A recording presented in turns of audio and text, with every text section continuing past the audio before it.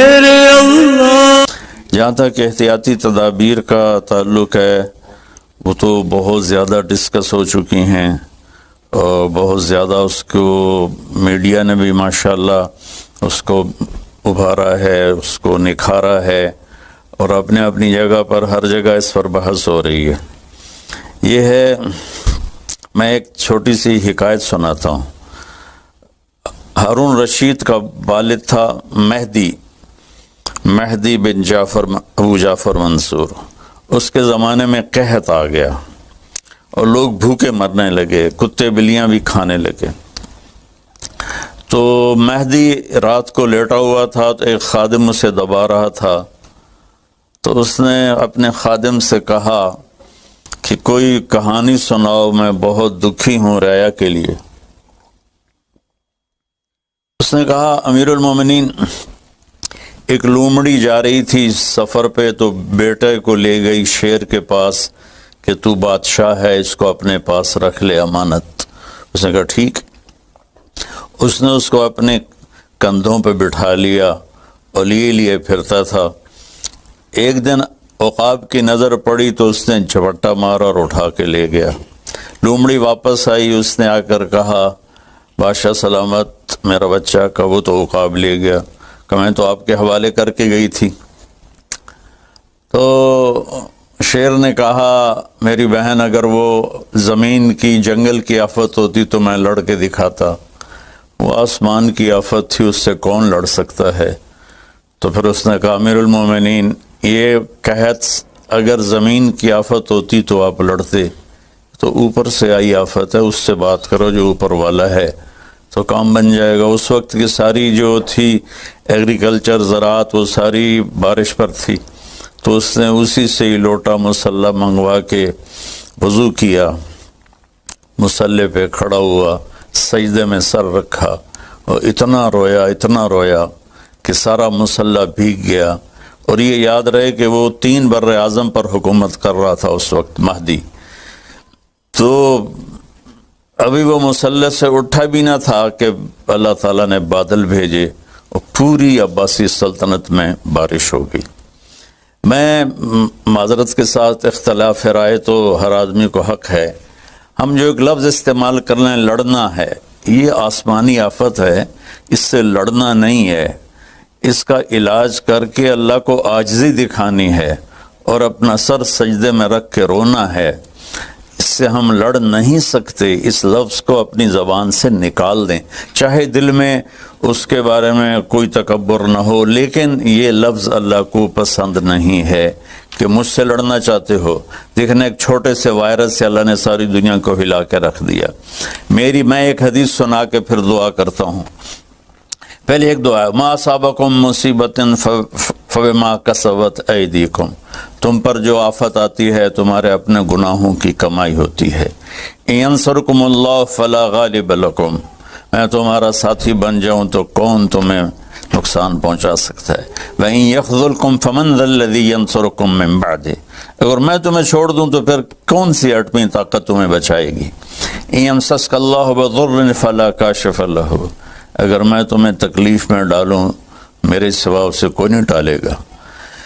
اور إِن يَمْسَسْكَ بِخَيْرٍ فَلَا رَادَّ لِفَضْلِهِ، اگر میں ارادہ کر لوں کہ میں نے کسی کو نہیں ہونے دینا بیمار یا مصیبت میں، تو اس کے لیے کیا مشکل ہے؟ ایک امر ہی تو ہوتا ہے۔ 40 دن ابراہیم علیہ السلام آگ میں بیٹھے رہے، 40 دن یونس علیہ السلام مچھلی کے پیٹ میں رہے، وہ تو فعال لما یرید ہے۔ تو ہم یہ جو ظاہری اسباب اختیار کر رہے ہیں ان کو بھی پوری طرح اختیار کرنا ہے، ساری احتیاط کرنی ہے۔ اگر مسجدوں میں جانے سے یہ بیماری پھیلتی ہے تو پھر اس سے بھی اپنے آپ کو روکنا ہے کہ جان کی حفاظت بھی ہمارے دین کا حصہ ہے۔ ایک دفعہ بارش ہو گئی، حضرت بلال نے اذان دی تو آپ نے کہا صلو فی رحالکم، ہم کہ بلال اعلان کرو اپنے اپنے گھروں میں نماز پڑھیں، مسجد میں مت آئیں۔ حالانکہ مسجد میں آنے سے کپڑے گیلے ہونے تھے یا کیچڑ، جان کا خوف تو نہیں تھا، لیکن میرے نبی نے اپنی امت پر محبت اور شفقت کا ایسا سایہ رکھا ہے کہ آپ نے ان کو کیچڑ سے بچایا، بارش سے بچایا۔ یہاں تو زندگی موت کے مسائل ہیں. بہرحال بڑے علماء اس میں جو کہیں گے اور حکومت جو ان کے ساتھ میٹنگ کرے گی جو حتمی فیصلہ ہوگا، تو سب سے پہلے ہم اپنے الفاظ میں تواضع لے کر آئیں کہ ہم نے اللہ کے سامنے جھکنا ہے، عاجزی کرنی ہے اور اللہ کو منانا ہے کہ یا اللہ تو اس کو ہٹا. یہ نہیں ہٹ سکتی، اسے کوئی نہیں ہٹا سکتا. کہ اللہ کوئی اللہ کا بندہ رو دھو کے اسے منا لے تو پھر شاید فیصلہ ہو جائے اور اللہ تعالیٰ اپنا فضل فرما دے. ایک حدیث پہ اگر عمل ہو جائے تو مجھے اللہ کی قسم کھا کر میں کہتا ہوں یہ کورونا کا پتہ ہی نہیں چلے گا کہاں گیا. صرف ایک حدیث. میرے نبی نے فرمایا 4 باتیں مجھ سے لے لو پھر دنیا بھی تمہاری ہے آخرت بھی تمہاری ہے. 4 اذا کانت فیک، 4 باتیں لے لو مجھ سے پھر دنیا بھی تمہاری ہے آخرت بھی تمہاری ہے.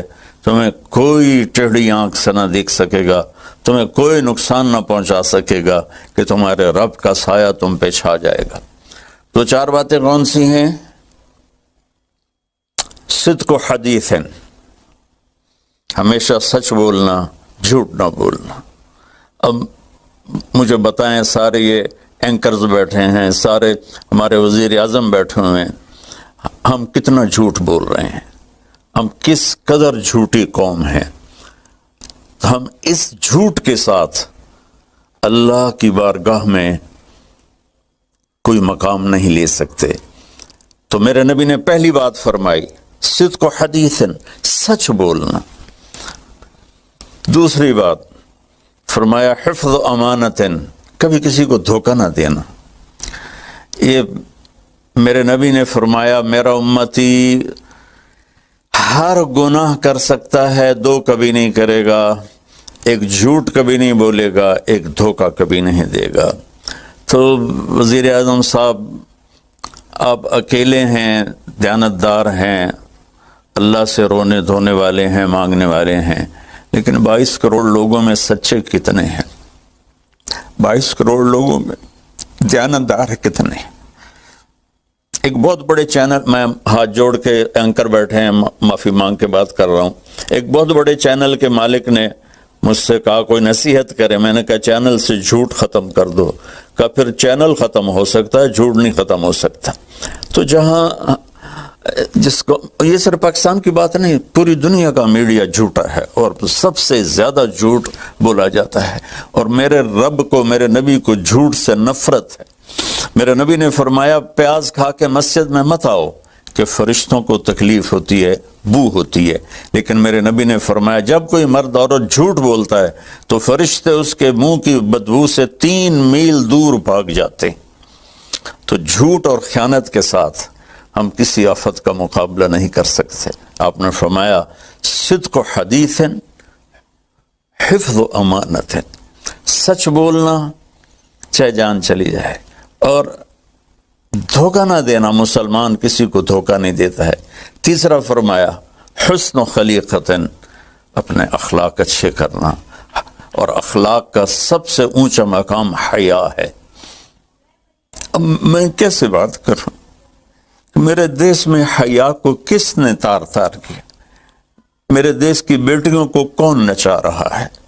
ان کے کپڑے لباس مختصر کون کروا رہا ہے؟ یہ کس کے گردن میں یہ گناہ ڈالوں؟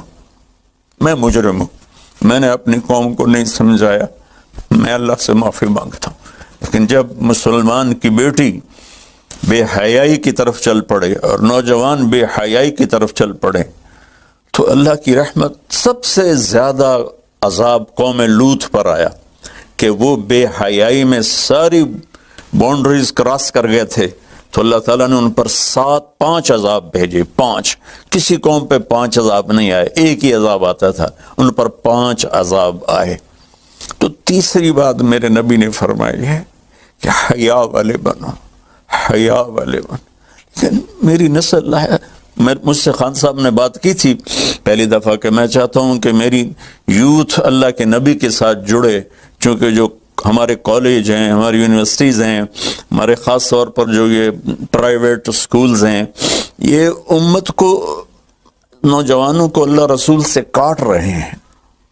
تو اللہ تعالیٰ یہ پہلا شخص ہے جس کے لیے میرے دل سے دعا نکلی جب اس نے کہا کہ میں نے آپ کو اس لیے بلایا ہے کہ میری قوم اپنے نبی کے ساتھ کیسے جڑ جائے۔